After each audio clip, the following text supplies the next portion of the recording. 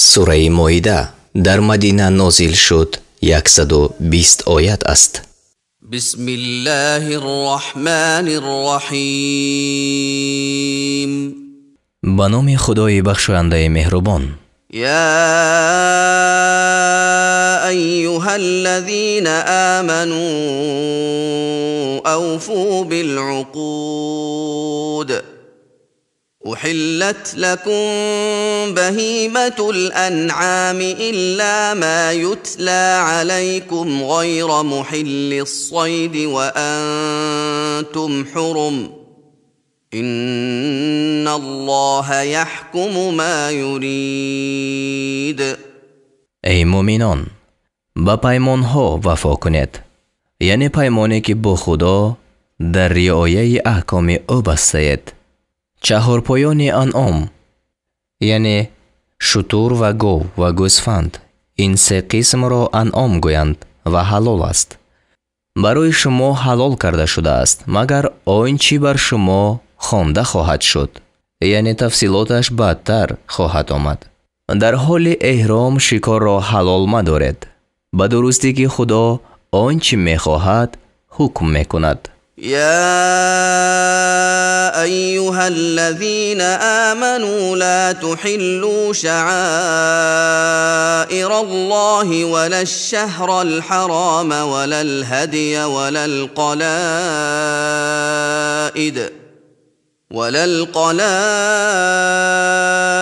ولا آمين البيت الحرام يبتغون فضلا من ربهم ورضوانا وإذا حللتم فاصطادوا ولا يجرمنكم شنآن قوم أن صدوكم عن المسجد الحرام أن تعتدوا وتعاونوا على البر والتقوى ولا تعاونوا على الإثم والعدوان واتقوا الله إن الله شدید العقاب. ای مومنان، حرمت نشانه های خدا را و ماه حرام را، یعنی در رجب و ذوالقعده و ذوالحجه و محرم جنگ نباید کرد و قربانی را و آنچه در گردن آن قلاده می اندازند، یعنی طوق یا گلوبنده است که در گلوی حیوان قربانی به طور نشان می بستند و قصد کنندگان بیت الحرام را که از پروردگار خود فضل و خوشنودی می طلبند مشکنید، یعنی به حاجیان و عمره کنندگان دست درازی نباید کرد. و چون از احرام بیرون برآمدید پس شکار کنید و دشمنی گروه به سبب آن که شما را از مسجد الحرام باز داشتند شما را بر تجاوز کردن از حد وادار نکند، یعنی پیش از فتح مکه و پیش از آن که مسلمان شوید و بر نیکوکاری و پرهیزگاری با یکدیگر مدد کنید و بر گناه و ستم با یکدیگر مدد نکنید و از خدا بترسید، به درستی که عقوبت خدا سخت است. حرمت عليكم الميتة والدم ولحم الخنزير وما أهل لغير الله به والمنخنقة والموقوذة والمتردية والنطيحة وما أكل السبع إلا ما ذكيتم وما ذبح على النصب وأن تستقسموا بالأزلام ذلكم فسق. اليوم يئس الذين كفروا من دينكم فلا تخشوهم واخشون اليوم أكملت لكم دينكم وأتممت عليكم نعمتي ورضيت لكم الإسلام دينا فمن اضطر في مخمصة غير متجانف لإثم فإن الله غفور رحیم. بر شما حرام کرده شد مردار و خون، یعنی خون ریخته شده و گوشت خوک و آنچه به وقت ذبح آن نام غیر خدا یاد کرده شود و آنچه به خفه کردن مرده باشد و آنچه به زدن مرده باشد و آنچه از جای بلند افتاده بمیرد و آنچه به شاخ زدن مرده باشد و آنچه در رنده خورده باشد، بجز آنچه بعد از این آفتها ذبح کرده باشد و نیز حرام کرده شد. آنچه بر نشانه های معبودان باطل ذبح شده باشد، یعنی تیرهای بپر که در جاهلیت با آن فال می دیدند و در اساس آن شتران خریده گوشت آن را به فقیران تقسیم می کردند. این همه فسق است. کافران امروز از دین شما ناامید شدند، پس از آنها مترسید و از من بترسید. امروز برای شما دین شما را کامل کردم و نعمت خود را بر شما تمام کردم و اسلام را برای شما دین اختیار کردم. پس هر کی در گرسنگی ناچار شود و به گناه مایل نباشد، همانا خدا آمرزنده مهربان است. یعنی در گرسنگی خوردن مردار جایز است و این آخرین آیت قرآن است. بعد از این هیچ آیت نازل نشد. يسألونك ماذا أحل لهم قل أحل لكم الطيبات وما علمتم من الجوارح مكلبين تعلمونهن مما علمكم الله فكلوا مما أمسكن عليكم واذكروا اسم الله عليه واتقوا الله إن الله سریع الحساب. از تو می پرسند چی چیز برایشان حلال کرده شد؟ بگو برایتان حلال کرده شد پاکیزه ها، یعنی آنچه طبیعت انسان پاکیزه داند و آنچه که آن را از جانوران شکاری آموخته باشد، در حالتی که شما آموزگار باشد به اینها بعضی آنچه را می آموزید که خدا به شما آموخته است. پس آنچه را بخورید که برای شما نگاه داشتند، یعنی نخورده و برای خوردن خود ندریده باشند و بر آن نام خدا را یاد کنید، یعنی نزدیکی روان کردن جانوران شکاری، و از خدا بترسید به درستی که خدا زود حساب کننده است. اليوم أحل لكم الطيبات وطعام الذين أوتوا الكتاب حل لكم وطعامكم حل لهم والمحصنات من المؤمنات والمحصنات من الذين أوتوا الكتاب من قبلكم إذا آتيتموهن أجورهن محصنين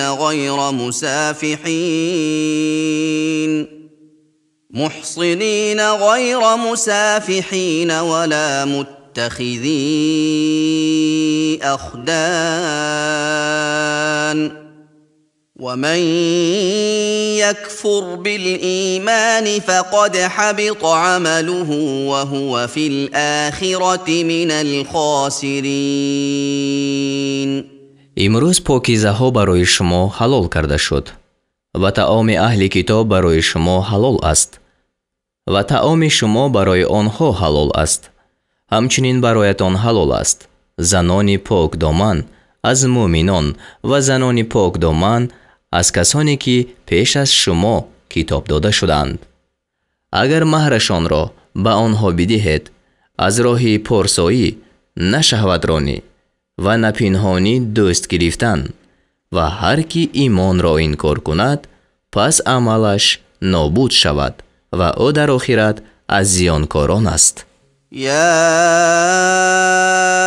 ايها الذين امنوا اذا قمتم الى الصلاه فاغسلوا وجوهكم وايديكم الى المرافق وامسحوا برؤوسكم وارجلكم الى الكعبين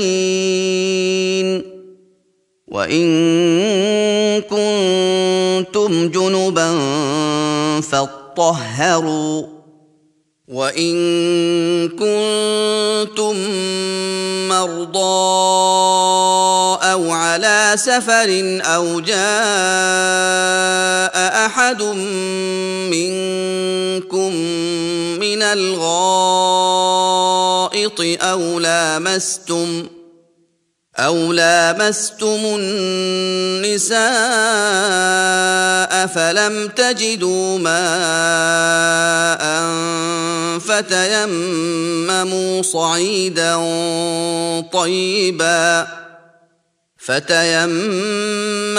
صعيدا طيبا فامسحوا بوجوهكم وأيديكم منه ما يريد الله ليجعل عليكم من حرج ولكن يريد ليطهركم وليتم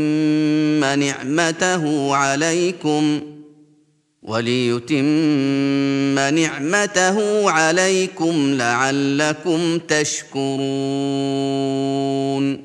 ای مؤمنان، چون به نماز برخیزید، روی و دستهای خود را تا آرنج بشویید و سر خود را مسح کنید و پایهای خود را تا شتالنگ بشویید و اگر با جنابت باشد پس غسل کنید و اگر بیمار یا مسافر باشد یا یکی از شما از خلا جای بیاید یا زنان را میساز کرده باشد یعنی خلوت کرده باشد و آب را نیابید پس قصد خاک پاک تیمم کنید و از آن خاک روی خود و دستهای خود را مسح کنید.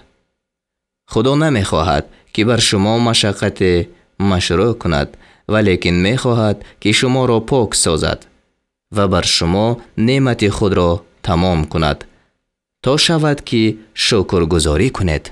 واذكروا نعمة الله عليكم وميثاقه الذي واثقكم به إذ قلتم سمعنا وأطعنا واتقوا الله إن الله عليم بذات الصدور.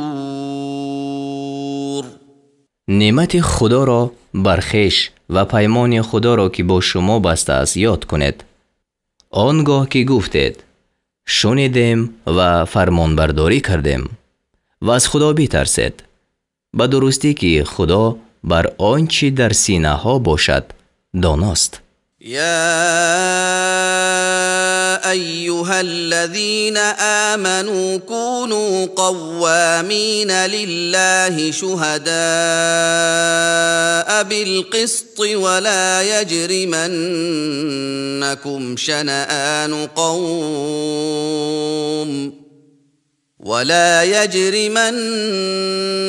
شنآن قوم على ألا تعدلوا اعدلوا هو أقرب للتقوى واتقوا الله إن الله خبير بما تعملون. ای مؤمنان، برای خدا قیام کننده و براستی گواه دهنده باشد و دشمنی قوم شما را بر ترک عدل وادار نکند. عدل کنید. عدل به پرهیزگاری نزدیکتر است و از خدا بترسید، به درستی که خدا به آنچه میکنید آگاه است. وعد الله الذين آمنوا وعملوا الصالحات لهم مغفرة وأجر عظيم. خدا به کسانی که ایمان آوردند و کارهای شایسته کردند آمرزش و مزد بزرگ وعده کرده است. والذين كفروا وكذبوا بآياتنا أولئك أصحاب الجحیم. و کسانی که کافر شدند و آیاتهای ما را به دروغ نسبت کردند اهل دوزخند. يا أيها الذين آمنوا اذكروا نعمة الله عليكم إذ هم قوم أن يبسطوا إليكم أيديهم فكف أيديهم عنكم واتقوا الله وعلى الله فليتوكل المؤمنون. ای مؤمنان، نعمت خدا را بر خویشتن یاد کنید آنگاه که قوم قصد دست درازی به سوی شما کردند، پس دستهایشان را از شما باز داشت و از خدا بترسید و مؤمنان باید که بر خدا توکل کنند. ولقد أخذ الله ميثاق بني إسرائيل وبعثنا منهم 12 نقيبا وقال الله إني معكم لئن أقمتم الصلاة وآتيتم الزكاة وآمنتم برسلي وعزرتموهم وأقرضتم الله قرضا حسنا لأكفرن عنكم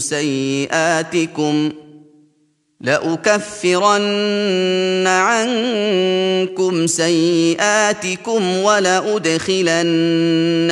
جنات تجري من تحتها الأنهار فمن كفر بعد ذلك منكم فقد ضل سواء السبيل. و به درستی که خدا پیمان بنی اسرائیل را گرفت و از آنها 12 سردار معین ساختیم و خدا گفت من با شمایم اگر نماز را برپا دارید و زکات را بدهید و به پیغمبران من ایمان آورید و آنها را یاری کنید و خدا را قرض نیک دهید، البته از شما گناهانتان را نابود سازم و البته شما را به بوستان‌های درآرم که زیر آن جایها می رود و هر کی از شما بعد از آن کافر شود پس بیشک راه راست را گم کرده است. فبما نقضهم ميثاقهم لعناهم وجعلنا قلوبهم قاسية يحرفون الكلم عن مواضعه ونسوا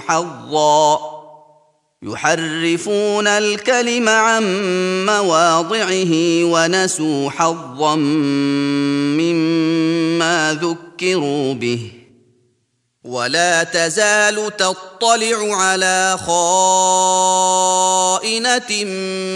منهم إلا قليلا منهم فاعف عنهم واصفح إن الله يحب المحسنين. پس به سبب پیمان خویش را شکستنشان آنها را لعنت کردیم و دلهایشان را سخت گردانیدیم.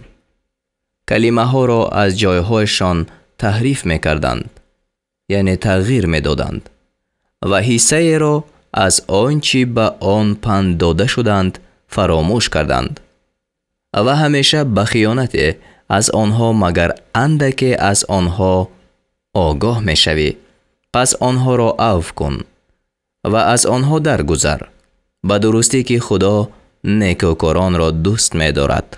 ومن الذين قالوا إنا نصارى أخذنا ميثاقهم فنسوا حظا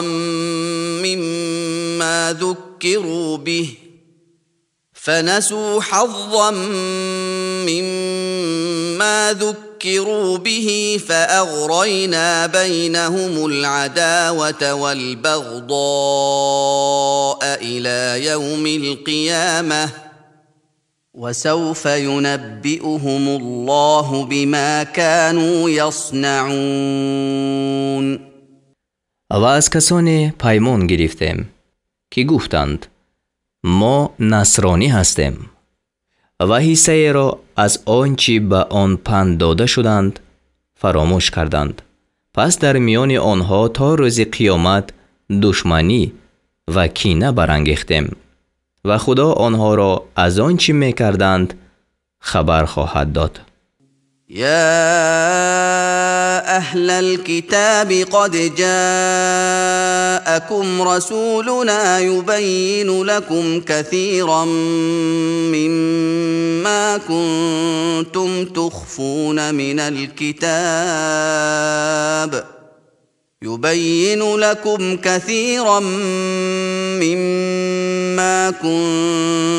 تخفون من الكتاب ويعفو عن كثير قد جاءكم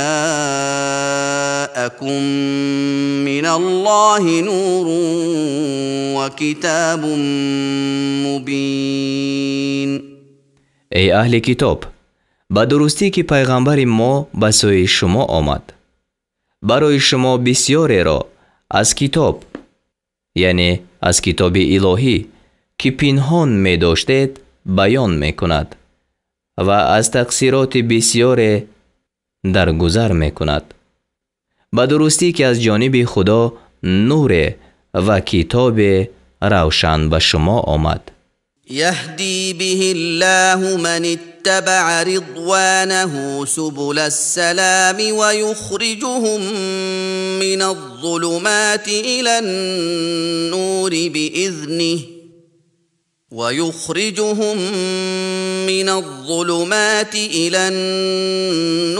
بإذنه ويهديهم إلى صراط مستقيم. خدا به سبب آن هر کس را که طلب رضای او کند به سوی راه‌های نجات دلالت می نماید و آنها را به اراده خود از تاریکی به سوی روشنی بیرون می آورد و آنها را به سوی راه راست هدایت می کند. لقد كفر الذين قالوا إن الله هو المسيح ابن مريم قل فمن يملك من الله شيئا إن أراد أن يهلك المسيح ابن مريم وأمه ومن في الأرض جميعا ولله ملك السماوات والأرض وما بينهما يخلق ما يشاء والله على كل شيء قدیر. با درستی کسانی که گفتند خدا همان مسیح پسر مریم است کافر شدند. بگو پس کیست که از اراده خدا چیزی را دیگر کند؟ اگر بخواهد عیسی پسر مریم و مادرش و آنان که در زمینند همه را یک جا هلاک کند و پادشاهی آسمان ها و زمین و آنچه در میان این هر دو است از آن خداست. هرچی می خواهد می آفریند و خدا بر همه چیز تواناست. وقالت اليهود والنصارى نحن أبناء الله وأحباؤه قل فلم يعذبكم بذنوبكم بل أنتم بشر ممن خلق يغفر لمن يشاء ويعذب من يشاء ولله ملك السماوات والأرض وما بينهما وإليه المصير. یهودیان و ترسایان گفتند ما پسران خدا و دوستان اویم، یعنی خدا را پدری خود می گفتند. بگو پس چرا شما را بر گناهتان عذاب می کند؟ بلکه شما آدمیانید، از جنس آنچه پیدا کرده است. هر کی را خواهد می آمرزد و هر کی را خواهد عذاب می کند. و پادشاهی آسمان ها و زمین و آنچه در میان این هر دو باشد از آن خدا است و بازگشت به سوی او است. يا أهل الكتاب قد جاءكم رسولنا يبين لكم على فترة من الرسل أن تقولوا ما جاءنا من بشير ولا نذير أن تقولوا ما جاءنا من بشير ولا نذير فقد جاءكم بشير ونذير والله على كل شيء قدير. ای اهل کتاب، به درستی که پیغمبر ما نزد شما آمد در حالت فترت پیغمبران، یعنی بعد عیسی علیه السلام بجز پیغمبر ما صلی الله علیه و سلام هیچ پیغمبر فرستاده نشد. برای شما حق را بیان میکند تا نگویید که هیچ مژده دهنده و بیم کننده نزد ما نآمد. آره، به درستی که مژده دهنده و بیم کننده نزد شما آمده است و خدا بر همه چیز تواناست. وَإِذْ قَالَ مُوسَى لِقَوْمِهِ يَا قَوْمِ اذْكُرُوا نِعْمَةَ اللَّهِ عَلَيْكُمْ إِذْ جَعَلَ فِيكُمْ أَنْبِيَاءَ وَجَعَلَكُمْ مُلُوكًا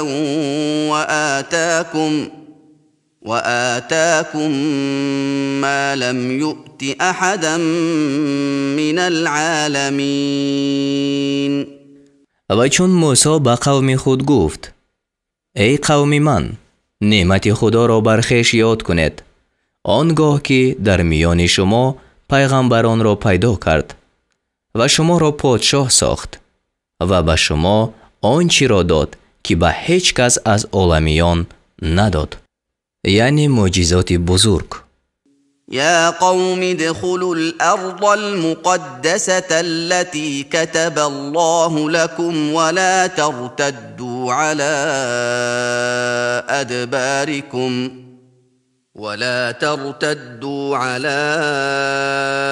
أدباركم فتنقلبوا خاسرين. ای قوم من، به زمین پاک که آن را خدا برای شما مقرر ساخته است درآیید و به سمت پشت خود روگردان مشوید، یعنی فرار نکنید که آنگاه زیانکار گردید. قالوا يا موسى إن فيها قوما جبارين وإنا لن ندخلها حتى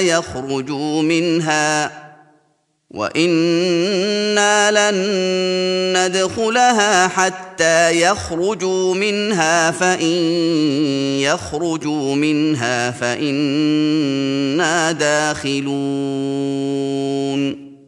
گفتند ای موسی، به درستی که آنجا گروه زورآور هستند و ما آنجا هرگز داخل نشویم تا آنکه آنها از آنجا بیرون آیند. پس اگر آنها از آنجا بیرون شوند، همانا ما درآییم. قال رجلان من الذين يخافون أنعم الله عليهم ادخلوا عليهم الباب فإذا دخلتموه فإنكم غالبون وعلى الله فتوكلوا إن كنتم مؤمنين. دو مرد از اهل تقوا که خدا بر آنها انعام کرده بود گفتند: از راه دروازه بر آنها درآیید و چون به دروازه در آمدید پس همانا شما غالب باشید و اگر مؤمن هستید به خدا توکل کنید. قالوا يا موسى إنا لن ندخلها أبدا ما داموا فيها فاذهب أنت وربك فقاتلا إنا هاهنا قاعدون. گفتند: ای موسی، مادام که آنها در آن جایند ما هرگز در این زمین ندرآییم. پس تو و پروردگارت بروید و جنگ کنید، همانا ما در اینجا نشسته ایم. قال رب إني لا أملك إلا نفسي وأخي فافرق بيننا وبين القوم الفاسقين. گفت: ای پروردگار من به جز بر خود و برادر خود به کسی مالک نیستم، یعنی هارون علیه السلام. پس میان ما و میان گروه گناهگاران جدایی بیفکن. قال فإنها محرمة عليهم 40 سنة يتيهون في الأرض فلا تأس على القوم الفاسقين. خدا گفت: آن سرزمین بر آنها 40 سال حرام کرده شده است، یعنی حکم کردیم که 40 سال به آن زمین وارد نشوند.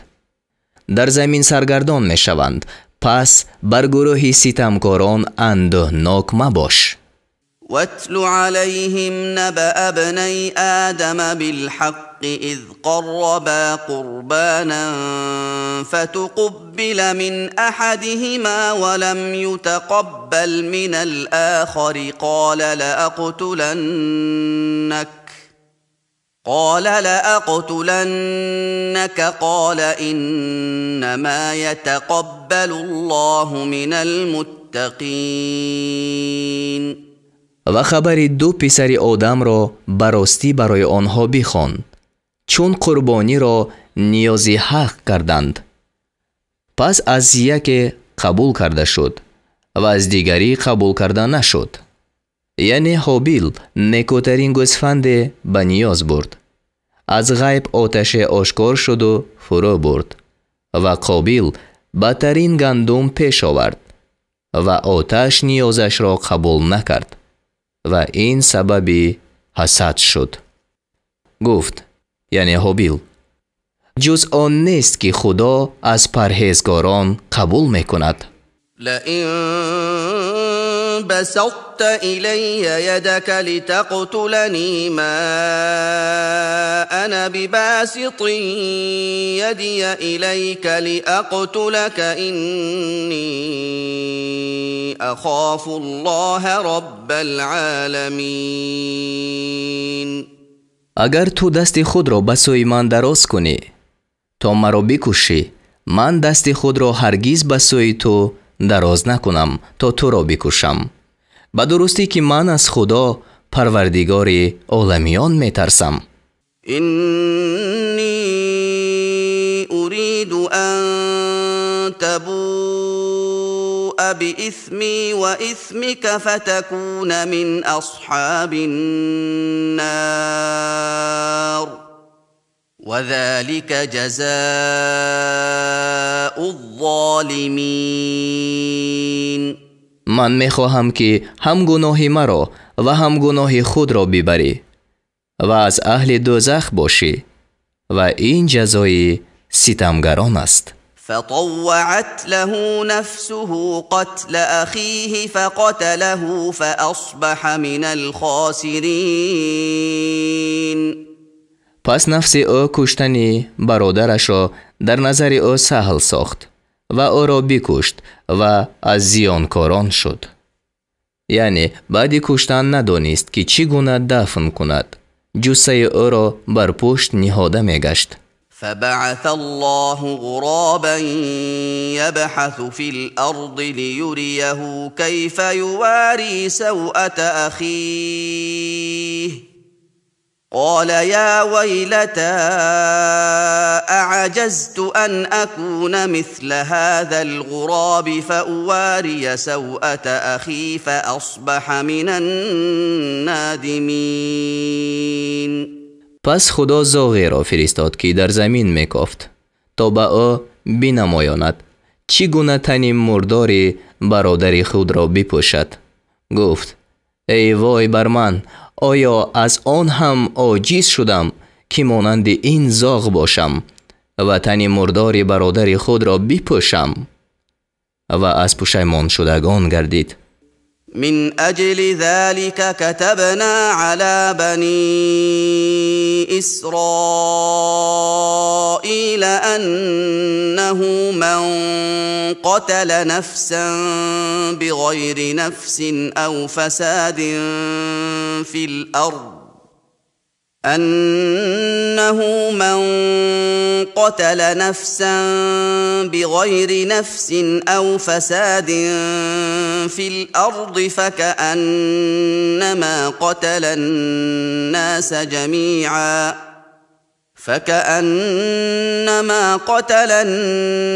جميعا ومن أحياها فكأنما أحيا الناس جميعا ولقد جاءتهم رسلنا بالبينات ثم إن كثيرا منهم بعد ذلك في الأرض لمسرفون. بسبب این حادثه بر بنی اسرائیل حکم کردیم که هر کی کسی را به غیر عوض کسی و به غیر فساد، یعنی راهزنی و مرتد شدن، در زمین بکشد. پس چنان است که همه مردم را یک جا کشته باشد و هر کی سبب زندگانی کسی شود، پس چنان است که همه مردم را یک جا زنده ساخته باشد. و به درستی که پیغمبران ما با نشانه های روشن به آنها آمدند، یعنی به بنی اسرائیل. باز هم بسیاری از آنها بعد از این در زمین تجاوز کنندگانند. إنما جزاء الذين يحاربون الله ورسوله ويسعون في الأرض فسادا أن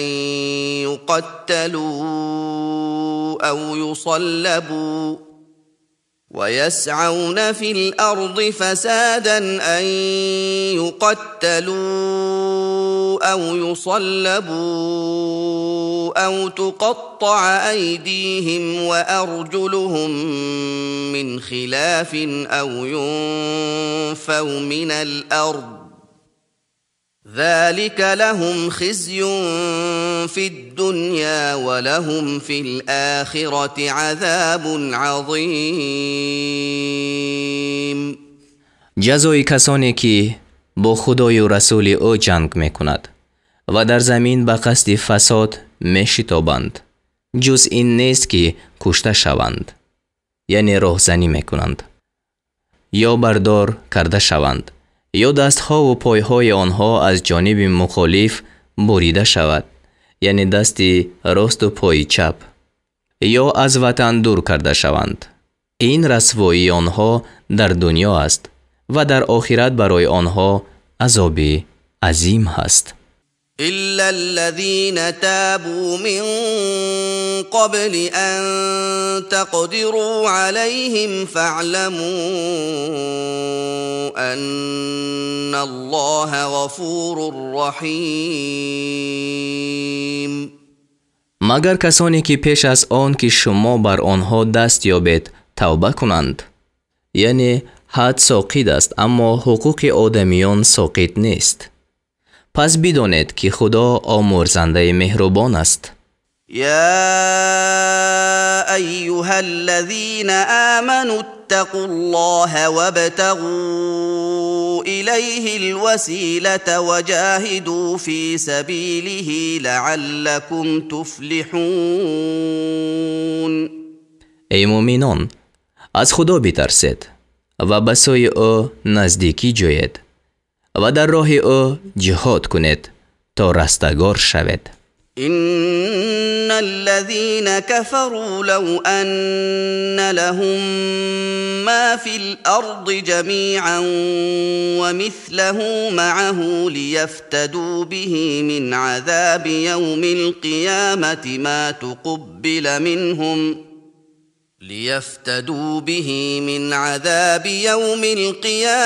ما تقبل منهم ولهم عذاب أليم.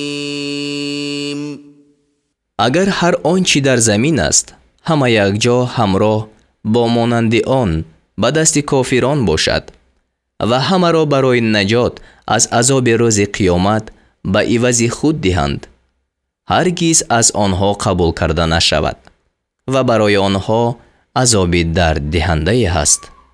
يريدون أن يخرجوا من النار وما هم بخارجين منها ولهم عذاب مقيم. میخواهند که از دوزخ بیرون روند ولی آنها از آن بیرون آینده نیستند و برای آنها عذاب دائم هست. والسارق والسارقة فاقطعوا أيديهما جزاء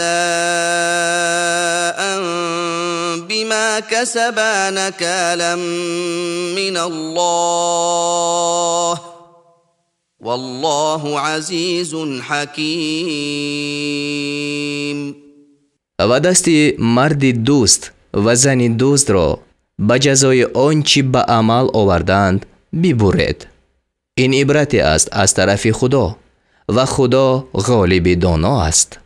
فمن تاب من بعد ظلمه وأصلح فإن الله يتوب عليه إن الله غفور رحیم. هر کی بعد ستم خود توبه کند و کاری شایسته به عمل آورد پس خدا به وی به رحمت باز می‌گردد. به درستی که خدا آمرزنده مهربان است. ألم تعلم أن الله له ملك السماوات والأرض يعذب من يشاء ويغفر لمن يشاء والله على كل شيء قدير. آیا ندانسته ای که پادشاهی آسمان ها و زمین از آن خداست؟ هر کی را خواهد عذاب میکند و هر کی را خواهد میآمرزد و خدا بر همه چیز توانا است. يا أيها الرسول لا يحزنك الذين يسارعون في الكفر من الذين قالوا آمنا بأفواههم ولم تؤمن قلوبهم ومن الذين هادوا سماعون للكذب سماعون لقوم آخرين لم يأتوك يحرفون الكلم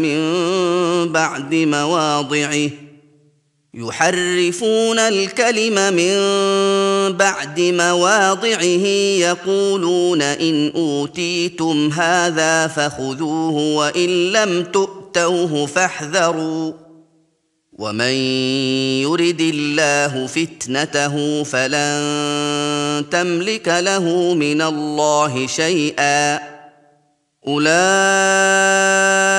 الذين لم يرد الله أن يطهر قلوبهم لهم في الدنيا خزي ولهم في الآخرة عذاب عظيم. ای پیغمبر، کسانی که در کفر سعی میکنند تو را اندوهگین نکنند، چی از آنان که به دهان خویش گفتند، یعنی با زبان خویش، ایمان آوردیم و دل آنها ایمان نآورده است، چی از قوم یهود، آنها سخن دروغ را شنوندگانند، یعنی معتقدی آن شدند. شنوندگانند برای گروه دیگر که پیش تو هنوز نآمدند، یعنی جاسوسان حربیانند. کلمه ها را بعد ثبوت آنها در جایهایشان تحریف می کنند و می گویند اگر به شما این حکم داده شود، یعنی حکم تحریف یافته، قبول کنید و اگر آن را داده نشود پس دوری کنید. برای کسی که خدا گمراهی او را اراده کرده است، تو نمی توانی از خدا چیزی از هدایت آنها بکنی. آنها کسانی هستند که خدا نخواسته است دلهایشان را پاک کند. برای آنها در دنیا رسوایی و در آخرت عذاب بزرگ است. سماعون للكذب أكالون للسحت فإن جاءوك فاحكم بينهم أو أعرض عنهم وإن تعرض عنهم فلن يضروك شيئا وإن حكمت فاحكم بينهم بالقسط إن الله يحب المقسطين. آنها شنوندگان سخن دروغند، خورندگان حرامند، یعنی خورندگان رشوه‌اند. اگر پیش تو بیایند، میان آنها حکم کن یا از آنها روی بگردان، و اگر از آنها روی بگرداندی به تو هیچ زیانی نرسانند، و اگر حکم کنی پس در میان آنها به انصاف حکم کن، به درستی که خدا عدل کنندگان را دوست می دارد. وكيف يحكمونك وعندهم التوراة فيها حكم الله ثم يتولون من بعد ذلك وما أولئك بالمؤمنين. و چگونه تو را حکم گردانند حال آن که نزد آنها تورات است که در آن حکم خدا است، باز بعد از این روی می گردانند، آنها مؤمن نیستند. یعنی اگر مقصد آنها طلب رضای خدای تعالی می بود، موافق تورات عمل می کردند، لیکن غرضی فاسد داشتند. أنزلنا التوراة فيها هدى ونور يحكم بها النبيون الذين أسلموا للذين هادوا والربانيون والأحبار بما استحفظوا من كتاب الله وكانوا عليه شهداء فلا تخشوا الناس واخشوني ولا تشتروا بآياتي ثمنا قليلا ومن لم يحكم بما أنزل الله فأولئك هم الكافرون. با درستی که ما تورات را فرود آوردیم، در آن هدایت و روشنی است. پیغمبرانی که به حکم الهی گردن نهادند، با آن برای یهودیان حکم میکردند و خداپرستان و علما با آنچه از کتاب خدا که حافظ آن گردانیده شدند و بر آنها گواه بودند یعنی قطعا معلوم کرده بودند که حکم الهی است. همه حکم میکردند. پس از مردم مترسید و از من بترسید و آیت‌های مرا به بهای اندک خرید مکنید و کسانی که به آنچه خدا فرو فرستاده است حکم نکنند همانا گروه کافرانند. وكتبنا عليهم فيها أن النفس بالنفس والعين بالعين والأنف بالأنف والأذن بالأذن والسن بالسن والجروح قصاص فمن تصدق به فهو كفارة له ومن لم يحكم بما أنزل الله فأولئك هم الظالمون. و در تورات برای یهودیان لازم ساختیم که شخص به عوض شخص یعنی عوض آن باید کشت، با چشم به عوض چشم و بینی به عوض بینی و گوش به عوض گوش و دندان به عوض دندان و زخمها را عوض قصاص است. پس هر کی آن قصاص را عفو کند این عفو وی را کفارت است. و کسانی که به آنچه خدا فرو فرستاده است حکم نکنند همانا گروه ستمگارانند.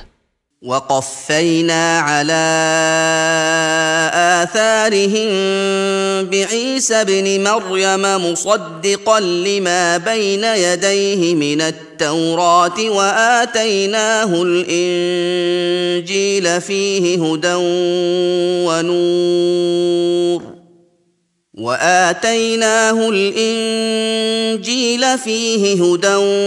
ونور ومصدقا لما بين يديه من التوراة وهدى وموعظة للمتقين. و از پس در پی این پیغمبران عیسی پسر مریم را فرستادیم. او تصدیق کننده آنچه از تورات بود که در پیش خود داشت و به او انجیل دادیم. در آن هدایت و روشنی است و تصدیق کننده آنچه از تورات بود که پیش وی است و برای پرهیزگاران هدایت و پند است. وليحكم أهل الإنجيل بما أنزل الله فيه ومن لم يحكم بما أنزل الله فأولئك هم الفاسقون.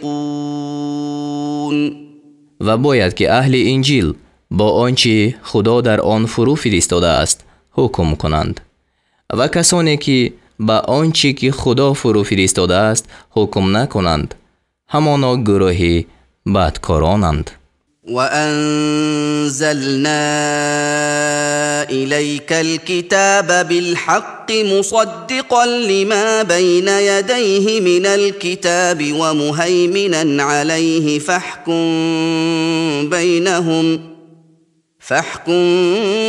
بينهم بما أنزل الله ولا تتبع أهواءهم عما جاءك من الحق لكل جعلنا منكم شرعة ومنهاجا ولو شاء الله لجعلكم أمة واحدة ولكن ليبلوكم فيما آتاكم فاستبقوا الخيرات إلى الله مرجعكم جميعا فينبئكم بما كنتم فيه تختلفون. و کتاب را براستی به سوی تو فرو فرستادیم тасдиқ кунандаи он чи аз китоб ки пеши вай аст ва нигаҳбон бар вай, пас бо он чи худо фурӯ фиристодааст дар миёни онҳо ҳукм кун ва он чиро ки аз ҳукми илоҳӣ ба ту омад вогузошта хоҳиши онҳоро пайравӣ макун. барои ҳар гурӯҳе аз шумо шариате ва роҳе муқаррар сохтаем ва агар худо мехост шуморо як уммат мегардонид, валекин хост ки дар он чи ба шумо додааст шуморо биозмояд. пас ба сӯи некӯкорӣ бишитобед. бозгашти ҳамаи шумо якҷо ба сӯи худо аст. пас аз он чи дар он ихтилоф мекардед ба шумо хабар медиҳад. وأن احكم بينهم بما أنزل الله ولا تتبع أهواءهم واحذرهم أن يفتنوك عن بعض ما أنزل الله إليك فإن تولوا فاعلم أنما يريد الله أن يصيبهم ببعض ذنوبهم وإن كثيرا من الناس لفاسقون. و میان آنها با آنچه خدا فرود آورده است حکم کن و خواهش آنها را پیروی مکن و از آنها حذر کن، از آن که مبادا تو را از بعضی آنچه خدا به سوی تو فرو فرستاده است فریب دهند و اگر روی بگرداندند، پس بدان که خدا می‌خواهد آنها را به سبب بعضی گناهانشان عذاب کند و همانا بسیاری از مردم بدکارانند. افحکم الجاهلیت یبغون ومن احسن من الله حکما لقوم یوقنون. آیا حکم جاهلیت را می‌خواهند و برای قومی که یقین دارند؟ کیست که حکم او از حکم خدا خوبتر باشد؟ يا أيها الذين آمنوا لا تتخذوا اليهود والنصارى أولياء بعضهم أولياء بعض ومن يتولهم منكم فإنه منهم إن الله لا يهدي القوم الظالمين. ای مؤمنان، یهودیان و نصرانیان را دوست مگیرید. آنها دوست یکدیگرند و هر کی از شما آنها را دوست دارد پس همانا او از جمله آنها است. به درستی که خدا گروه ستمگران را راه نمی نماید. فترى الذين في قلوبهم مرض يسارعون فيهم يقولون نخشى أن تصيبنا دائرة فعسى الله أن يأتي بالفتح أو أمر من عنده فيصبحوا على ما أسروا في أنفسهم نادمين. پس کسانی را می‌بینی که در دلهایشان بیماری است، یعنی منافقی، در دوستی آنها سعی می‌کنند، یعنی دوستی با یهودیان و نصرانیان، و میگویند از آن میترسیم که به مایان مصیبت برسد، یعنی احتمال دارد که شکست بر اهل اسلام افتد. پس موافقت با دشمنان مصلحت است و نزدیک است که خدا از نزد خود فتح یا چیز دیگر را بیارد. آنگاه بر آنچه در دل خویش نهان داشتند پشیمان شوند. ويقول الذين آمنوا أهؤلاء الذين أقسموا بالله جهد أيمانهم إنهم لمعكم حبطت أعمالهم فأصبحوا خاسرين. و مؤمنان میگویند، یعنی در روز قیامت، آیا اینها همان کسانند که با سخت‌ترین سوگندهایشان به خدا قسم خوردند که البته همراه شما اند؟ عملهایشان نابود شد و خود زیانکار گشتند.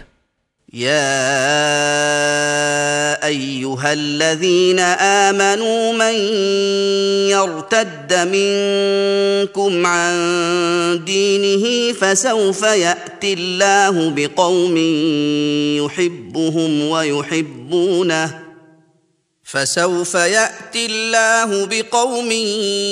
يحبهم ويحبونه أذلة على المؤمنين أعزة على الكافرين يجاهدون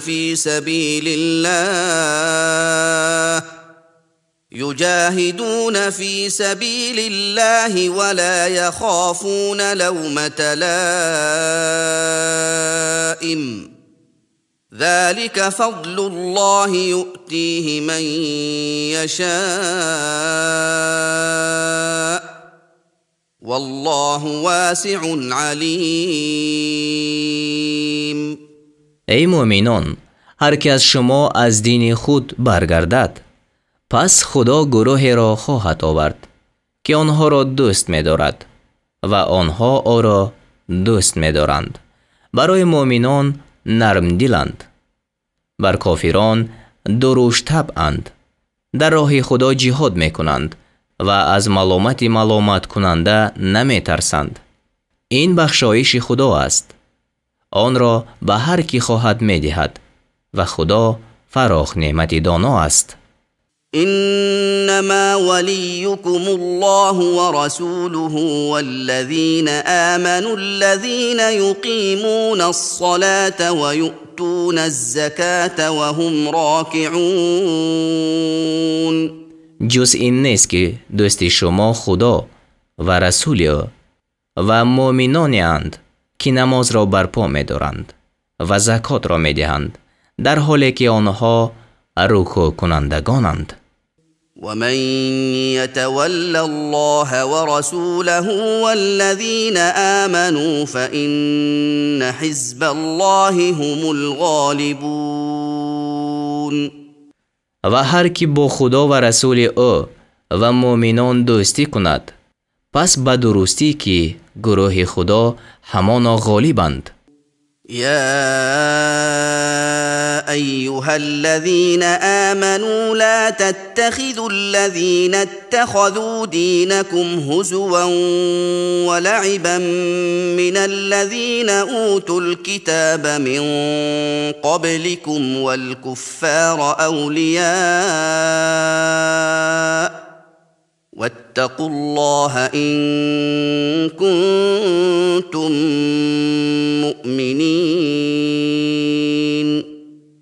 ای مؤمنان، کسانی را که دین شما را به تمسخر و بازی گرفتند، از کسانی که به آنها پیش از شما کتاب داده شد، و کافران را دوست مگیرید و اگر مؤمن هستید از خدا بترسید. وَإِذَا نَادَيْتُمْ إِلَى الصَّلَاةِ اتَّخَذُوهَا هُزُوًا وَلَعِبًا ذَلِكَ بِأَنَّهُمْ قَوْمٌ لَا يَعْقِلُونَ. و چون به سوی نماز ندا کنید، آن را به تمسخر و بازی گیرند، یعنی به از آن استهزا کنند. این به آن سبب است که آنها قوم بی‌عقلند. قل يا أهل الكتاب هل تنقمون منا إلا أن آمنا بالله وما أنزل إلينا إلا أن آمنا بالله وما أنزل إلينا وما أنزل من قبل وأن أكثركم فاسقون. بگو ای اهل کتاب، آیا بر ما عیب میگیرید مگر آن را که به خدا و به آنچه بر ما فرو فرستاده شده است و به آنچه پیش از ما فرو فرستاده شده است ایمان آورده ایم و مگر آن که بیشتر شما بدکارانید؟ قل هل أنبئكم بشر من ذلك مثوبة عند الله من لعنه الله وغضب عليه وجعل منهم القردة والخنازير وعبد الطاغوت أولئك شر مكانا وأضل عن سواء السبيل. بگو آیا به شما از کسانی خبر دهم که نزد خدا جزای بدتر داشته باشند؟ کسانی اند که خدا آنها را لعنت کرده است و بر آنها خشم گرفته است و آنها را بوزینگان و خوکان گردانیده است و کسانی اند که معبود باطل را پرستیدند آنها جایگاهی بدتر دارند و از راه راست گمراه ترند. وَإِذَا جَاءُوكُمْ قَالُوا آمَنَّا وَقَدْ دَخَلُوا بِالْكُفْرِ وَهُمْ قَدْ خَرَجُوا بِهِ وَاللَّهُ أَعْلَمُ بِمَا كَانُوا يَكْتُمُونَ. و چون پیش شما بیایند گویند ایمان آوردیم حال آن که با کفر در آمدند و آنها با کفر بیرون رفتند و خدا به آنچه پوشیده می دارند داناتر است. وترى كثيرا منهم يسارعون في الإثم والعدوان وأكلهم السحت لبئس ما كانوا يعملون. از آنها بسیاری را می بینی که به گناه و بیدادی و حرام خوردن خود شتاب می کنند. هر آینه به چیزی است که به عمل آوردند. لولا ينهاهم الربانيون والأحبار عن قولهم الإثم وأكلهم السحت لبئس ما كانوا يصنعون. چرا خداپرستان و دانشمندان آنها را از دروغ گفتن و حرام خوردن من نمی کنند؟ هر آینه بد چیزی است که می کنند. وقالت اليهود يد الله مغلولة غلت أيديهم ولعنوا بما قالوا بل يداه مبسوطتان ينفق كيف يشاء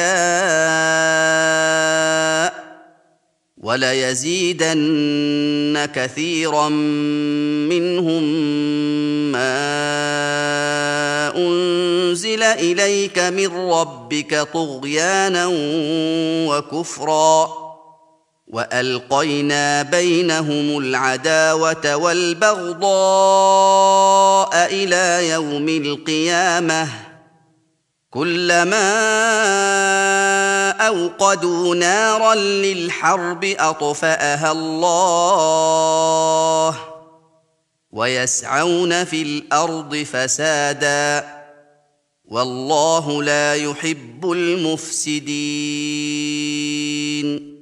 و یهودیان گفتند دست خدا به گردن بسته است، یعنی بخیلی خسیسی دارد.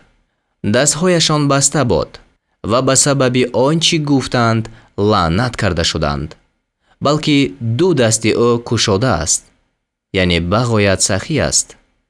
هر گونه بخواهد خرج می کند و آنچه به سوی تو از پروردگار تو فرو فرستاده شد طغیان و کفر بسیاری از آنها را البته بیفزاید و در میان آنها، یعنی در میان فرقه های یهودیان، تا روز قیامت دشمنی و بغض افکندیم و هرگاه که آتش را برای جنگ برمی افروزند، خدا آن را فرو می نشاند و آنها در زمین به فساد می شتابند و خدا فسادکاران را دوست نمی دارد. ولو أن أهل الكتاب آمنوا واتقوا لكفرنا عنهم سيئاتهم ولأدخلناهم جنات النعيم. و اگر اهل کتاب ایمان می آوردند و پرهیزگاری می کردند، از آنها گناهانشان را نابود می ساختیم و آنها را به بوستان‌های با نعمت می درآوردیم. ولو أنهم أقاموا التوراة والإنجيل وما أنزل إليهم من ربهم لأكلوا من فوقهم ومن تحت أرجلهم منهم أمة مقتصدة وكثير منهم ساء ما يعملون. و اگر آنها حکم تورات و انجیل و آنچه را که از پروردگارشان به سوی آنها فرو فرستاده شده است، یعنی کتاب‌های دیگری سابقه، برپا می داشتند، از بالای خود و از زیر پایهای خود روزی می خوردند. از آنها گروه راسترو هست، ولی بسیاری از آنها آنچه می کنند بد چیزی است. يا أيها الرسول بلغ ما أنزل إليك من ربك وإن لم تفعل فما بلغت رسالته والله يعصمك من الناس إن الله لا يهدي القوم الكافرين. ای پیغمبر، آنچه را که از جانب پروردگارت به سوی تو فرود آورده شده است به مردم برسان و اگر چنین نکنی پیغام خدا را نرسانیده باشی، خدا تو را از مردم نگاه می دارد. به درستی که خدا گروه کافران را راه نمی نماید. قل يا أهل الكتاب لستم على شيء حتى تقيموا التوراة والإنجيل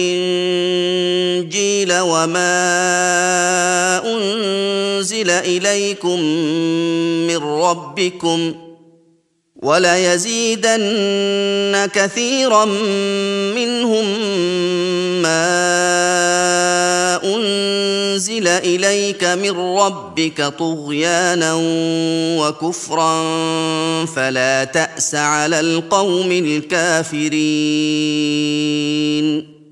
بگو ای اهل کتاب، شما بر چیزی نیستید تا آنکه حکم تورات و انجیل و آنچه را که از پروردگارتان به سوی شما فرو فرستاده شده است برپا کنید، یعنی قرآن و کتاب‌های دیگری آسمانی، و آنچه به سوی تو از پروردگار تو فرو فرستاده شد، یعنی قرآن، طغیان و کفر بسیاری از آنها را البته بیفزاید.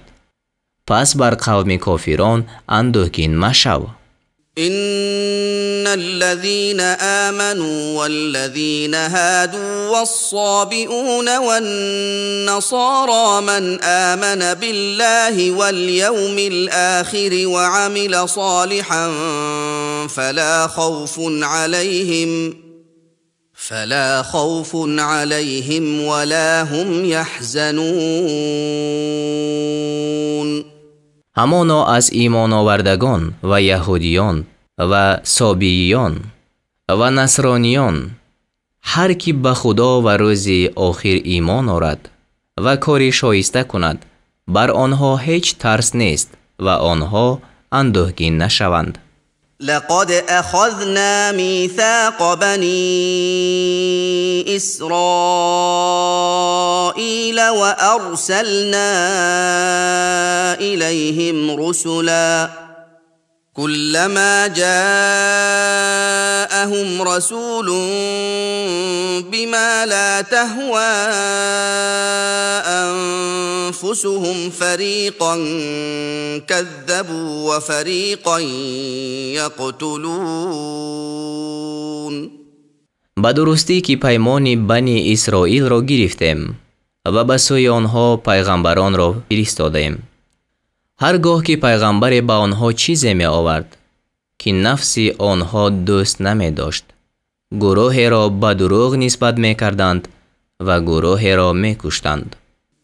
وحسبوا ألا تكون فتنة فعموا وصموا ثم تاب الله عليهم ثم عموا وصموا كثير منهم والله بصير بما يعملون.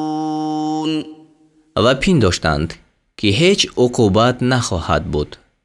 پس کار و کار شدند. آنگاه خدا به آنها به رحمت باز گشت. یعنی محمد صلی الله علیه و سلم را فرستاد. پس باز بسیاری از آنها کار و کار شدند و خدا به آنچه میکنند بینا است.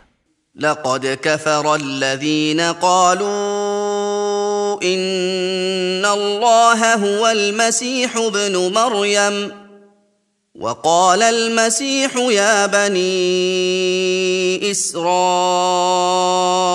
اعبدوا الله ربي وربكم إنه من يشرك بالله فقد حرم الله عليه الجنة ومأواه النار وما للظالمين من أنصار.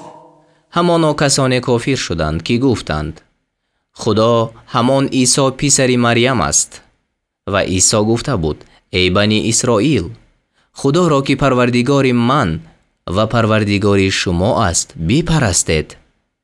به درستی کسی که برای خدا شریک مقرر می کند خدا بهشت را بر وی حرام کرده است و جای او دوزخ است و ستمگران را هیچ یاری دهنده نیست. لقد كفر الذين قالوا إن الله ثالث ثلاثة وما من إله إلا إله واحد وإن لم ينتهوا عما يقولون ليمسن الذين كفروا منهم عذاب أليم. همانا کسانی کافر شدند که گفتند خدا سوم سه کس است. یعنی با اعتقاد نصرانیان در مرتبه الوهیت سه کس هستند، یکی خدا و دیگری عیسی و سوم روح القدس و هیچ خدای نیست مگر خدای یگانه. و اگر از آنچه میگویند باز نمانند به کسانی که از آنها کافر شدند عذابی در دهنده خواهد رسید.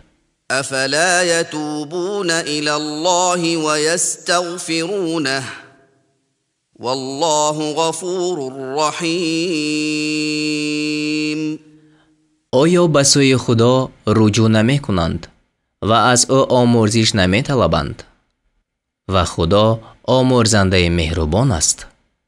ما المسيح ابن مريم إلا رسول قد خلت من قبله الرسل وأمه صديقة كانا يأكلان الطعام انظر كيف نبين لهم الآيات ثم انظر أنا يؤفكون.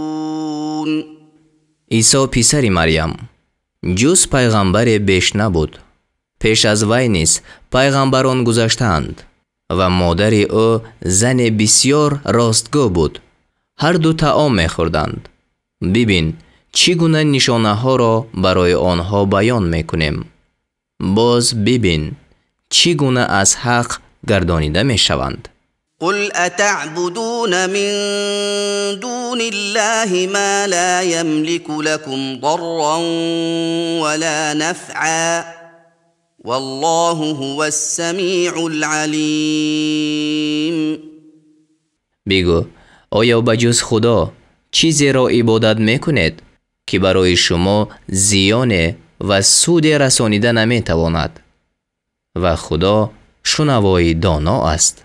قل يا أهل الكتاب لا تغلوا في دينكم غير الحق ولا تتبعوا أهواء قوم قد ضلوا من قبل ولا تتبعوا أهواء قوم قد ضلوا من قبل وأضلوا كثيرا وضلوا عن سواء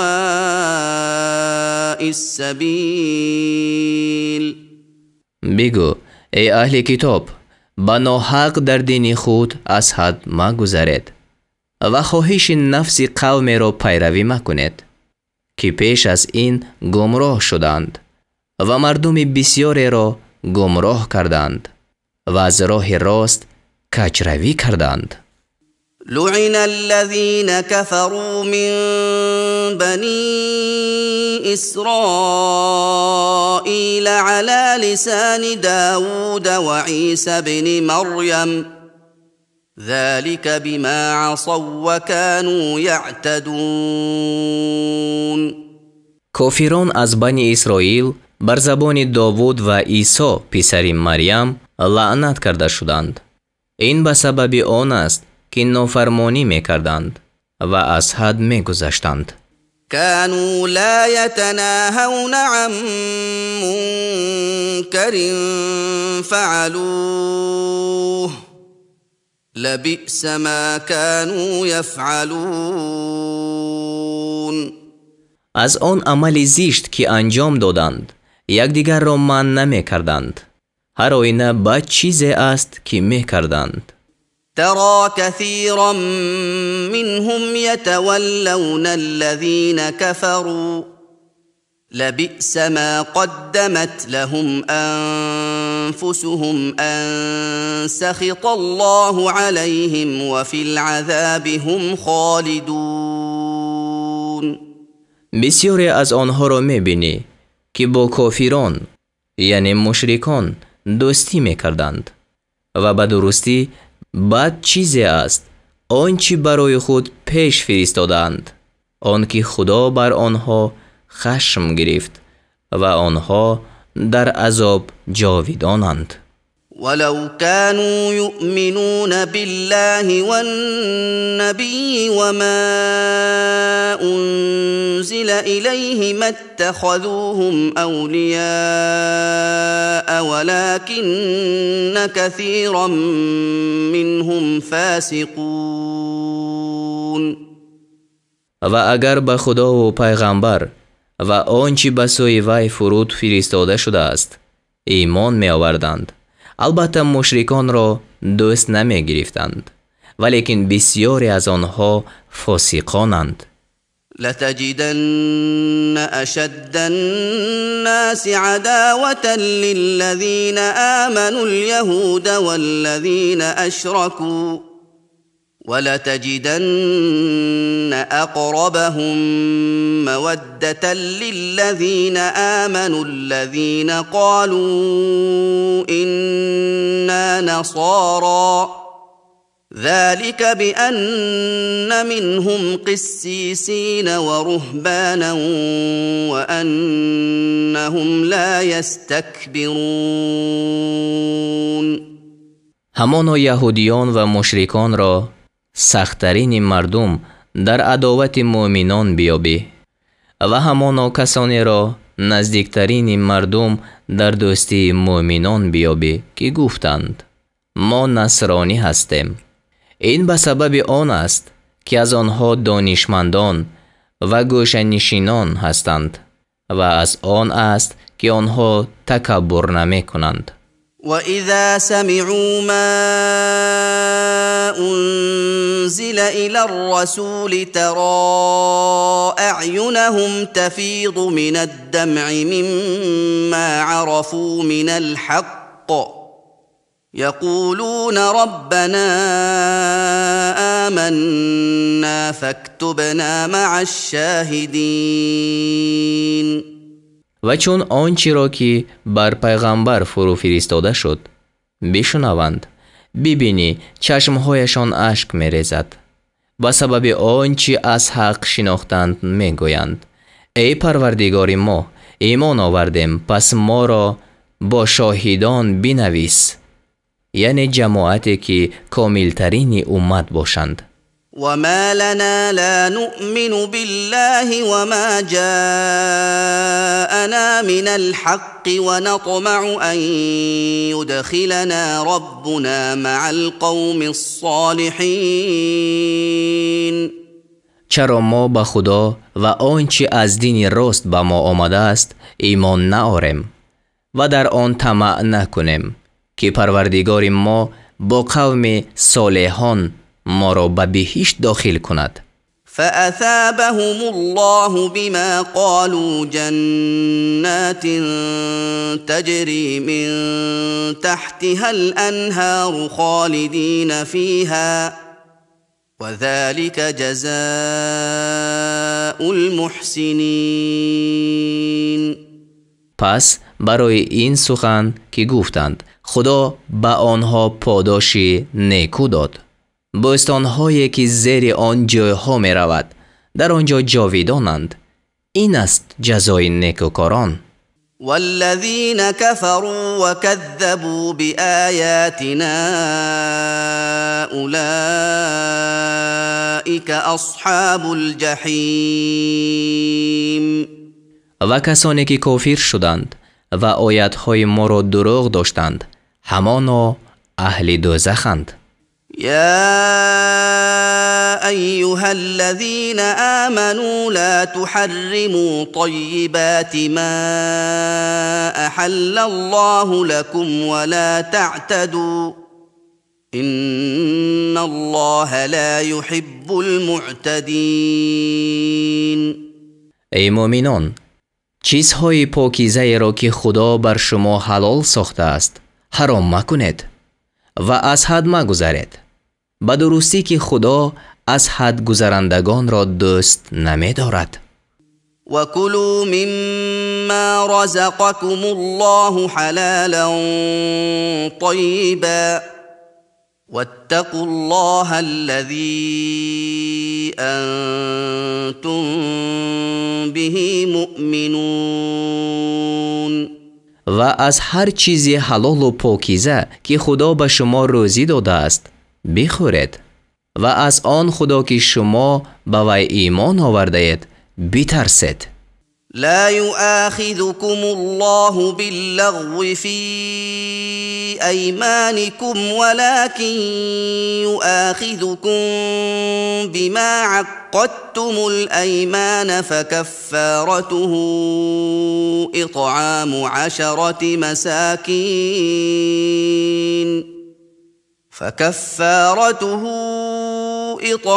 عشرة مساكين من أوسط ما تطعمون أهليكم أو كسوتهم أو تحرير رقبة، فمن لم يجد فصيام 3 أيام ذلك كفارة أيمانكم إذا حلفتم واحفظوا أيمانكم كذلك يبين الله لكم آياته لعلكم تشكرون. خدا در سوگندهای بیهوده‌تان از شما بازخواست نمی کند، ولیکن به سبب بستن سوگندها از شما بازخواست می کند و کفارت آن طعام دادن به 10 مسکین است از جنس میانه که آن را به اهل خود می خورانید یا به آنها پوشش دادن یا آزاد کردن برده و هر کی نیابد باید 3 روز روزه دارد. این کفارت سوگندهای شما است، چون سوگند خورید، یعنی اگر سوگند را شکستید و سوگندهای خود را نگاه دارید، یعنی تا می توانید سوگند را نشکنید. خدا آیتهای خود را برای شما همچنین بیان می کند تا بود که شکر کنید. يا أيها الذين آمنوا إنما الخمر والميسر والأنصاب والأزلام رجس من عمل الشيطان فاجتنبوه لعلكم تفلحون. ای مؤمنان، جز این نیست که خمر و قمار و نشانه های معبودان باطل و تیرهای فال پلید و از کردار شیطان است. پس از وی دوری کنید تا بود که رستگار شوید. إنما يريد الشيطان أن يوقع بينكم العداوة والبغضاء في الخمر والميسر ويصدكم عن ذكر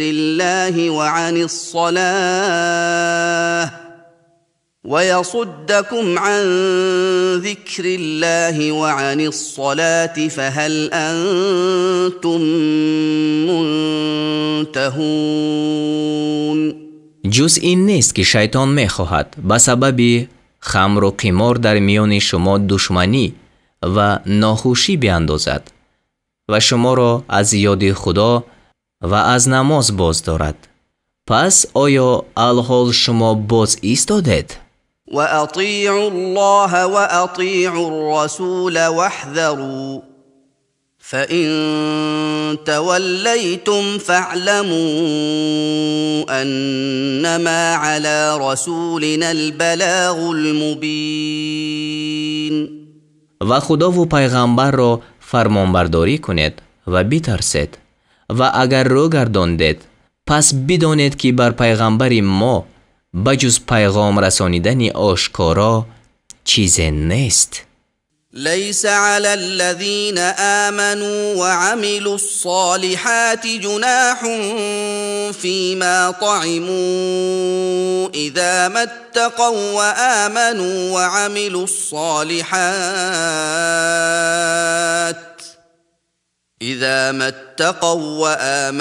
وعملوا الصالحات ثم اتقوا وآمنوا ثم اتقوا وأحسنوا والله يحب المحسنين. بر کسانی که ایمان آوردند و عملهای شایسته کردند در آنچه خوردند گناه نیست، چون پرهیزگاری کردند و ایمان آوردند و کارهای شایسته کردند، باز پرهیزگاری کردند و ایمان آوردند، باز پرهیزگاری کردند و نیکوکاری نمودند و خدا نیکوکاران را دوست می دارد. يا أيها الذين آمنوا ليبلونكم الله بشيء من الصيد تناله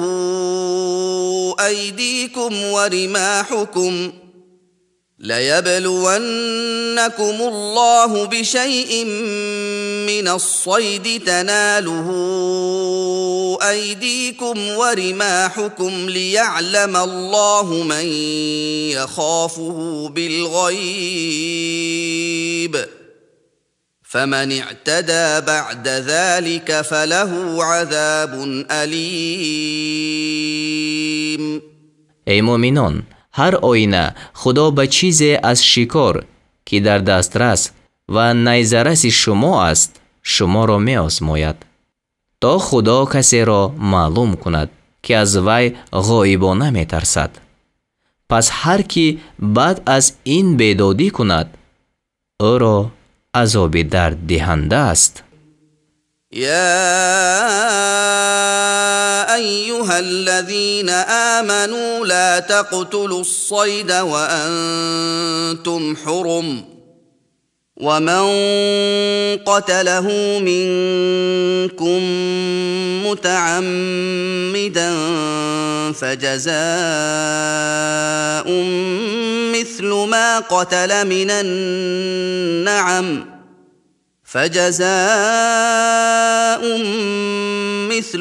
قتل من النعم يحكم به ذوى عدل منكم هديا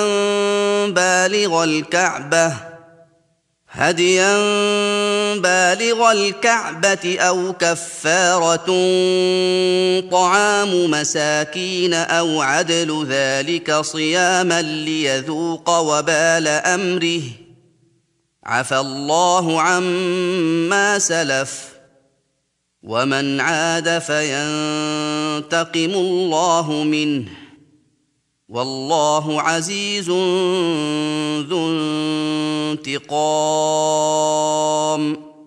ای مؤمنان، چون احرام بسته باشد صید را مکشد و هر کی از شما به قصد آن را بکشد پس جزا واجب است و آن جزا از جنس چهارپایان مانند حیوان دهد که آن را کشته است، به شرطی که دو صاحب دولت از شما به آن حکم کنند و آن چهارپای قربانی باید به کعبه رسیده باشد یا آن جزا کفارت است طعام دادن بینوایان یا برابر آن روزه داشتن تا جزای کردار خود را بچشد.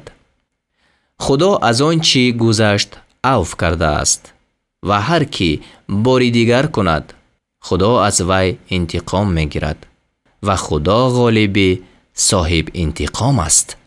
احل لكم صيد البحر وطعامه متاعا لكم وللسيارة وحرم عليكم صيد البر ما دمتم حرما واتقوا الله الذي إليه تحشرون. شکار دریا و خوردن آن برای شما حلال کرده شد تا برای شما و برای قافله منفعت باشد و تا وقتی که احرام بسته باشد شکار بیابان بر شما حرام کرده شد و از آن خدا که به سوی وی حشر کرده خواهد شد بترسید. جعل الله الكعبة البيت الحرام قياما للناس والشهر الحرام والهدي والقلائد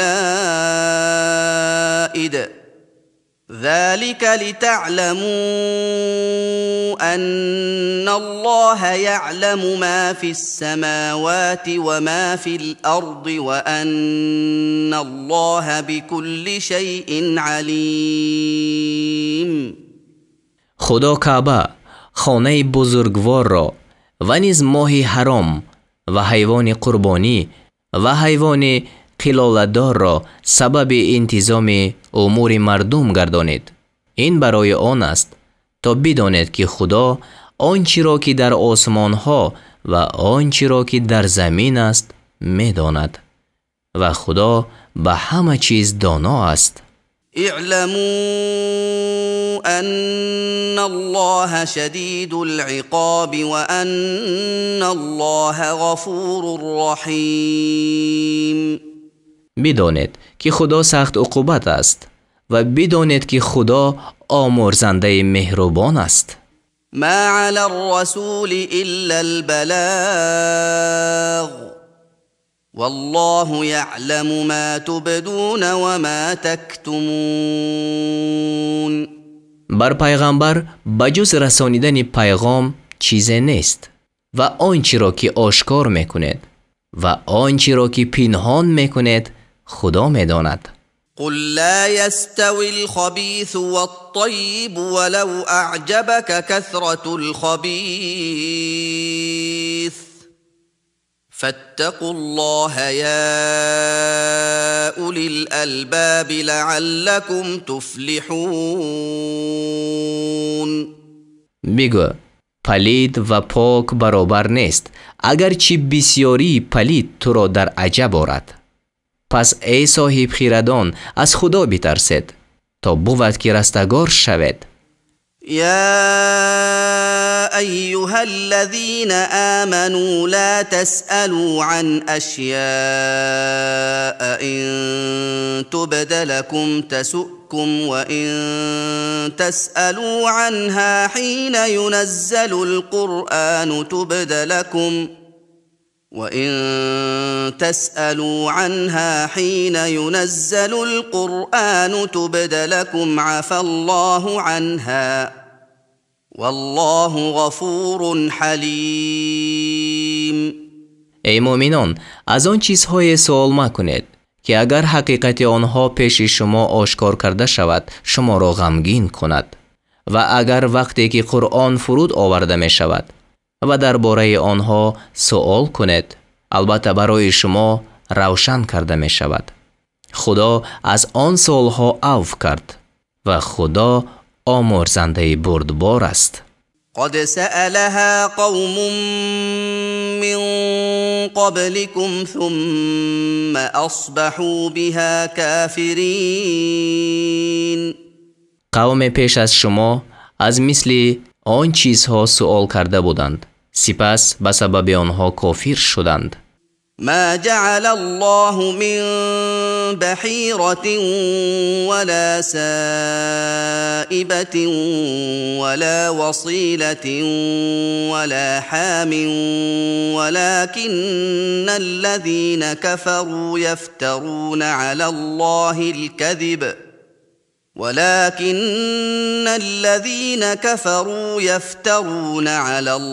الكذب وأكثرهم لا يعقلون. خدا برای بحیره و سایبه و وسیله و حامی حکم مقرر نکرده است. یعنی اهل جاهلیت احکام چند اختراع کرده بودند و در آنها به قول گذشتگان خود پیروی می نمودند. از جمله بحیره و آن مادر شتوری است که او را برای بوتان مقرر می کردند و شیر آن را به کسی نمی دادند. سایبه حیوانی که برای بوتان می گذاشتند و بر پشت او بار نمی نهادند. وسیله مادر شتوری است که بار یکم در اولی عمر شتوری ماده زاید. بعد از آن به واسطه دیگر بار ماده زاید. پس آن را برای بوتان می گذاشتند. حامی شتوری نری که چون از آن چند بچه می گرفتند. او را از سواری و غیر آن آزاد می داشتند. اسلام همه این را باطل کرد. ولیکن کافران بر خدا دروغ می بندند و بسیار از آنها به عقل در نمی یابند. وَإِذَا قِيلَ لَهُمْ تَعَالَوْا إِلَى مَا أَنزَلَ اللَّهُ وَإِلَى الرَّسُولِ قَالُوا حَسْبُنَا مَا وَجَدْنَا عَلَيْهِ آبَاءَنَا أَوَلَوْ كَانَ آبَاؤُهُمْ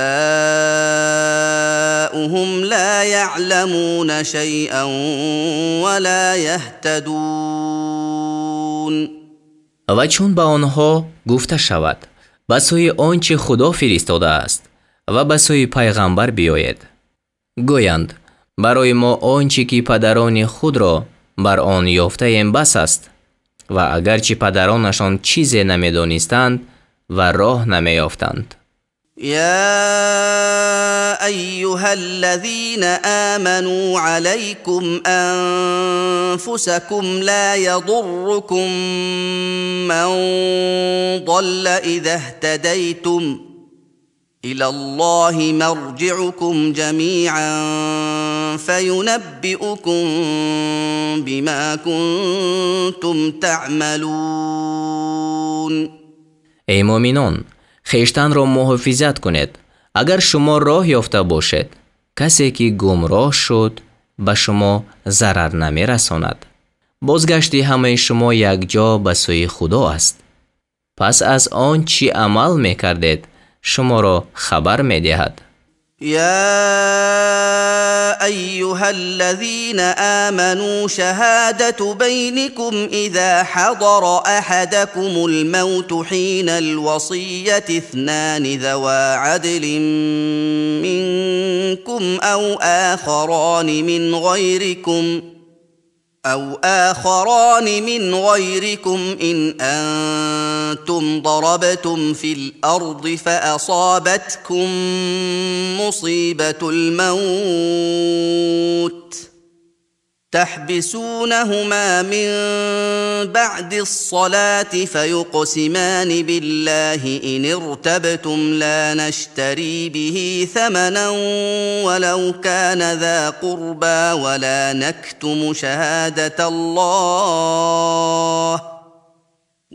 نكتم شهادة الله إنا إذا لمن الآثمين.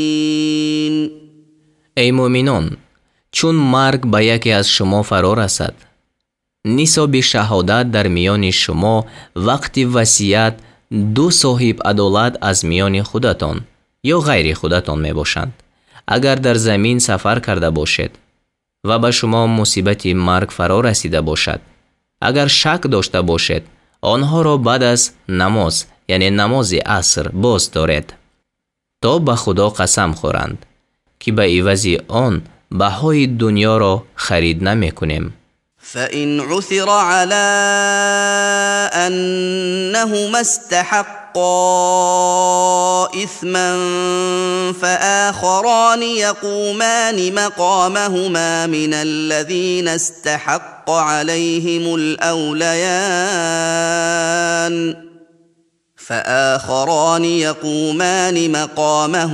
من الذين استحق عليهم الأوليان فيقسمان بالله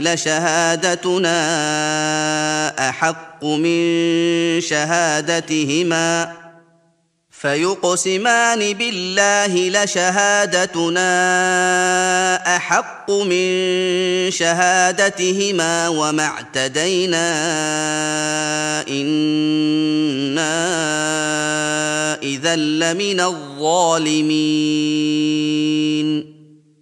و اگر معلوم شود که این دو گواه گناه کردند، پس به جای آنها دو کسی دیگر که اولاتر و از جمله آنهای باشد که حقشان پوشیده شد، یعنی به سبب گناه آن دو گواه اولی که دروغ گواهی دادند و دروغ قسم خوردند، بیستند و به خدا سوگند خورند که گواهی ما از گواهی آن دو درست‌تر است و از حد تجاوز نکنیم، به درستی که آنگاه ما از ستمگاران باشیم. ذلك أدنى أن يأتوا بالشهادة على وجهها أو يخافوا أن ترد أيمان بعد أيمانهم واتقوا الله واسمعوا والله لا يهدي القوم الفاسقين. این روش به آن نزدیکتر است که گواهی را بر وجه خود بیارند، یعنی بر وجهی که در گواهی دادن ضرور است، یا از آن بترسند که بعد سوگندهایشان سوگندها رد کرده شود و از خدا بترسید و حکم او را بشنوید و خدا گروه فاسقان را راه نمی نماید. يوم يجمع الله الرسل فيقول ماذا أجبتم قالوا لا علم لنا إنك أنت علام الغيوب. آن روز که خدا پیغمبران را جمع کند، پس بگوید شما را چی ثواب داده شد؟ گویند ما را هیچ دانش نیست، به درستی که داننده امور پنهانی تو هستی. إذ قال الله يا عيسى ابن مريم اذكر نعمتي عليك وعلى والدتك إذ أيدتك بروح القدس تكلم الناس في المهد وكهلا وإذ علمتك الكتاب والحكمة والتوراة والإنجيل وإذ تخلق من الطين كهيئة الطير بإذني فتنفخ فيها فتكون طيرا بإذني وتبرئ الأكمه والأبرص بإذني وإذ تخرج الموتى بإذني وإذ كففت بني إسرائيل عنك إذ جئتهم بالبينات فقال الذين كفروا منهم إن هذا إلا سحر مبين. آن وقت که خدا گوید ای عیسی پسر مریم نعمت مرا بر خویش و بر والده خویش یاد کن چون تو را بر روح القدس قوت دادم در گهواره و در بزرگسالی با مردم سخن می گفتی و چون کتاب و دانش و تورات و انجیل به تو آموختم و چون به حکم من از گیل مانند شکل مرغ پیدا می کردی و در وی می دمیدی و به حکم من مرغ می شد و به حکم من کور مادرزاد و پس را به می کردی و مردگان را به حکم من زنده بیرون می آوردی یعنی از گور زنده بر می آوردی و چون از تو شر بنی اسرائیل را باز داشتم آنگاه که برای آنها معجزه ها آوردی و از میان آنها کافران گفتند این بجز سحری آشکارا چیز نیست. وَإِذْ أَوْحَيْتُ إِلَى الْحَوَارِيِّينَ أَنْ آمِنُوا بِي وَبِرَسُولِي قَالُوا آمَنَّا وَاشْهَدْ بِأَنَّنَا مُسْلِمُونَ. و چون به سوی حواریان الهام فرستادم که به من و به پیغمبر من ایمان آورید گفتند ایمان آوردیم و گواه باش که ما مسلمانیم یعنی مخاطب عیسی علیه السلام است. إذ قال الحواريون يا عيسى ابن مريم هل يستطيع ربك أن ينزل علينا مائدة من السماء قال اتقوا الله إن كنتم مؤمنين. چون حواریان گفتند ای عیسی پسر مریم آیا پروردگار تو می تواند که خانه از آسمان برای ما فرو فرستد؟ گفت اگر مؤمن هستید از خدا بترسید. قالوا نريد أن نأكل منها وتطمئن قلوبنا ونعلم أن قد صدقتنا ونكون عليها من الشاهدين. گفتند میخواهیم از آن خوان بخوریم و دلهای ما آرام گیرد و بدانیم که با ما راست گفتی و بر آن از گواهان باشیم. قال عيسى ابن مريم اللهم ربنا أنزل علينا مائدة من السماء تكون لنا عيدا لأولنا وآخرنا وآية منك وارزقنا وأنت خير الرازقين. عیسی پسر مریم گفت بار خدایا ای پروردگار ما برای ما خانه از آسمان فرود آر تا که برای ما و برای اول و آخری امت ما ایده و معجزه از جانب تو باشد و به ما روزی ده و تو بهترین روزی دهندگانی. قال الله إني منزلها عليكم فمن يكفر بعد منكم فإني أعذبه عذابا لا أعذبه أحدا من العالمين. خدا گفت من آن را بر شما فرود می آورم، لیکن هر کی از شما بعد از این کافر شود، پس من او را چنان عذاب کنم که هیچ یک از اهل عالم را آنچنان عذاب نکرده باشم. وَإِذْ قَالَ اللَّهُ يَا عِيسَى ابْنَ مَرْيَمَ أَأَنْتَ قُلْتَ لِلنَّاسِ اتَّخِذُونِي وَأُمِّيَ إِلَٰهَيْنِ مِن دُونِ اللَّهِ قال سبحانك ما يكون لي أن أقول ما ليس لي بحق إن كنت قلته فقد علمته تعلم ما في نفسي ولا أعلم ما في نفسك إنك أنت علام الغیوب. و آن وقت که خدا گفت ای عیسی پسر مریم، آیا تو به مردم گفتی که مرا و مادر مرا بجز خدا دو معبود گیرید؟ گفت به پاکی تو را یاد میکنم، مرا نسزد آنچی را بگویم که لایق من نیست. اگر آن را گفته باشم تو آن را دانسته ای. تو آنچی را میدانی که در نفس من است و من آنچی را نمیدانم که در ضمیر تو است. به درستی که تو داننده امور پنهانی هستی.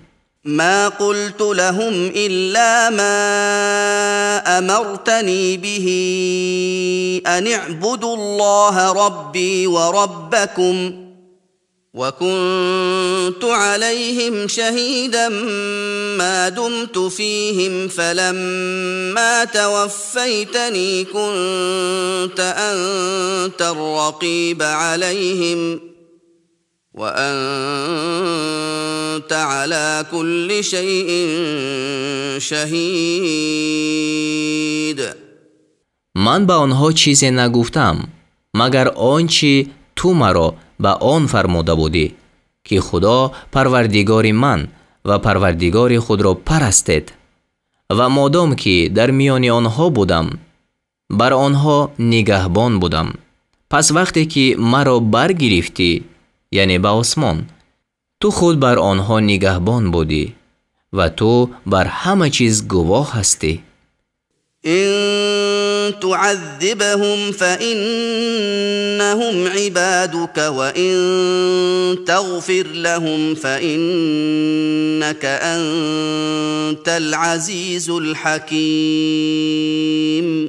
اگر آنها را عذاب کنی آنها بندگان تویند و اگر آنها را بیامرزی تو غالبی استوارکار هستی. قال الله هذا يوم ينفع الصادقين صدقهم لهم جنات تجري من تحتها الأنهار خالدين فيها أبدا رضي الله عنهم ورضوا عنه ذلك الفوز العظيم. خدا گفت این روزی است که در آن راستگویان را راستی آنها نفع کند.